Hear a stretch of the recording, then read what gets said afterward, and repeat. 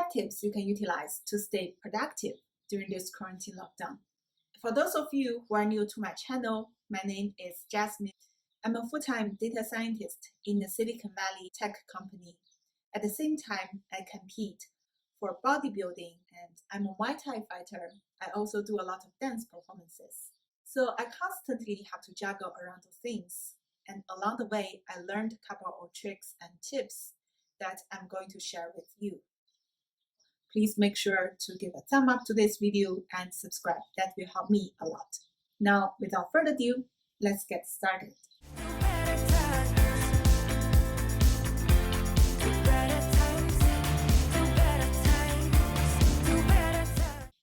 Tip number 1, have a morning routine. I know this one is not surprising, but how many of you are actually doing it? How many of you are waking up at the same time every day as usual when you would go to work? People, set an alarm. Wake up every day. It has benefits. It will regulate your hormone. It will set you up for a successful day as well as give you a very lifted mood. Trust me. You can do a morning smoothie. You can do a fasted cardio, which will burn more fat. You can also get a lot done while other people are still sleeping. I know waking up early actually also requires the other side, which is go to bed early. How to do that is probably more tricky. Now, I'll show you a tool you can use. A lot of the smartphones these days, they have well-being control. On my phone, there is a wind down feature I use. So every day at 10 p.m. sharp, my screen turns from colorful to black and white. This tremendously helps me lose motivation in scrolling my phone. Explore your phone, find this well-being control feature, find this wind down feature, and if you use a Google Home, set up an evening routine, play some music that will put you to bed, play with the lighting, set the schedule up so that every day when a certain time comes, you feel like going to sleep and the environment will ultimately help push you. Number 2, exercise. If you like exercise, you know what I'm talking about. If you are new to exercise, you don't have to think exercise is daunting, it's taking a lot of time. And don't think you have to run or you have to lift weights to exercise.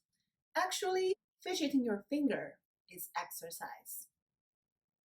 Rotate your neck is exercise. When you go to shower, rub around your body is exercise. You can just do some rotating of your neck and do some arm stretch and go back and forth like this. And lift your knee up and standing up while you're having a long meeting when you are not speaking. Even if you are speaking, it seems small and insignificant, but remember, a lot of those scents, they make up a scent due. Don't forget about those small things and utilize those small things throughout the day. They are much easier to incorporate into your daily busy routine.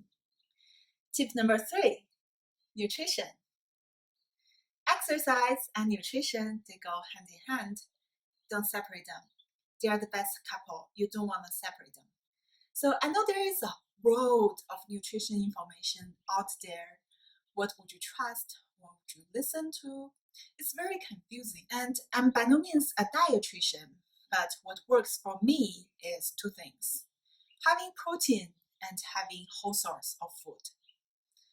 Protein is very important for muscle synthesis. It helps build up the immune cells. It helps you grow strong, healthy hair. Also helps you preserve lean mass in your body. Build the muscle. And even if you are not a bodybuilder, you still need to keep your lean muscle by eating enough protein. And lean muscle mass will help you a toned shape as well as keep your metabolic rate up. It will help you burn fat throughout the day, even if you are not doing any active exercise.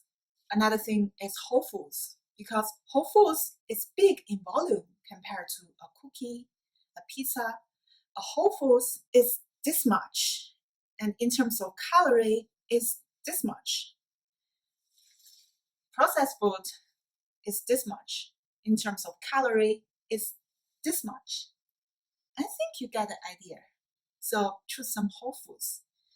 They are filling because they are big, and that will help you stay away from healthy food for the most part. Number 4. Almost there, my friends, so stay with me. This tip is about doing something memorable. Doing something you will remember 10 years from now on. Ask yourself, what would you remember 10 years from now on? If the answer is Netflix, video games, sure, go ahead and do it. For me, my answer is books. So I started reading a lot more books and tools to help me achieve that.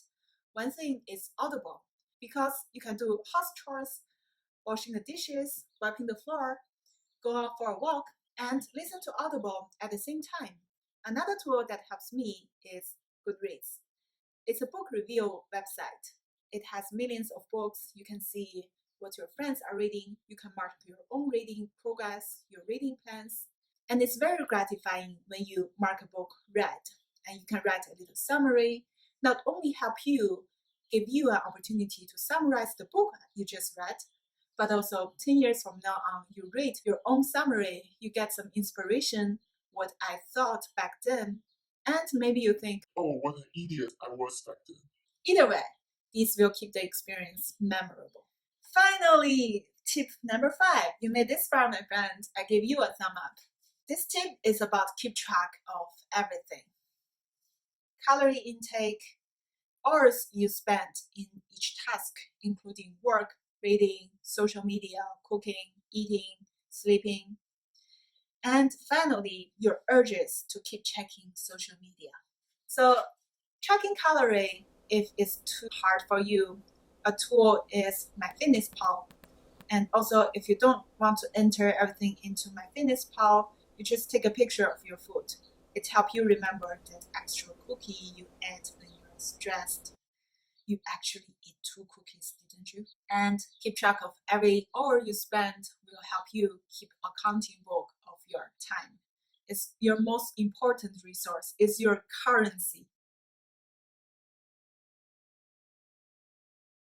Hello, I'm going to show you my track pads over here. So if you can see on the ground, here are my track pads. And each particular one has a different purpose. So this first one is tracking of every day how much time I spent on each task. Once, next one. And over time, the tracking become less and less accurate, but still, every time there is tracking. Every single day. You'll easily find out, oh my gosh, I spent 2 hours checking social media? Oh my gosh, I spent 3 hours in the kitchen? I did not plan to do that. And if you can't track, you can't manage. If you can't manage, you can't improve. You get the idea. So keep track of all the time you spent on every task. At the beginning, you do have to be a little more fine-grained. But later, you get a hang of it. You know where you want to improve. So pay more attention to the tasks you want to improve. And keep track of your urges to check social media. I know on these days, there's TikTok, there's Instagram, there's Facebook, there's YouTube, and all those things distract you. I always know that I spend a lot of time. I waste a lot of time on those things. This is my social media tracker. This is the time of the day, and this is what my cost to check social media. And here is what I want to check. In this case is YouTube. And then only 7 minutes later, I was waiting for something for my laptop to finish updating, and then I wanted to check Facebook during that update. After I keep tracking them, every time I write down my urge to check social media, I actually don't want to check it anymore. So it saved me a lot of time, keep concentrated on my work, and keep getting things done and staying productive. And the next one here is push-up tracker. So every single day throughout the day, I do a couple of push-ups, and then the next 10 minutes, I do another 15 push-up, 13 push-up, 10 push-up, and throughout the day, this day I did 150 in total push-ups. So that's it. 5 tips I use to stay positive and productive during the quarantine period, and I hope those tips help you. If you have other ideas, leave a comment down below. And make sure to give this video a thumbs up and subscribe. I really appreciate that. Until next time, stay well and healthy.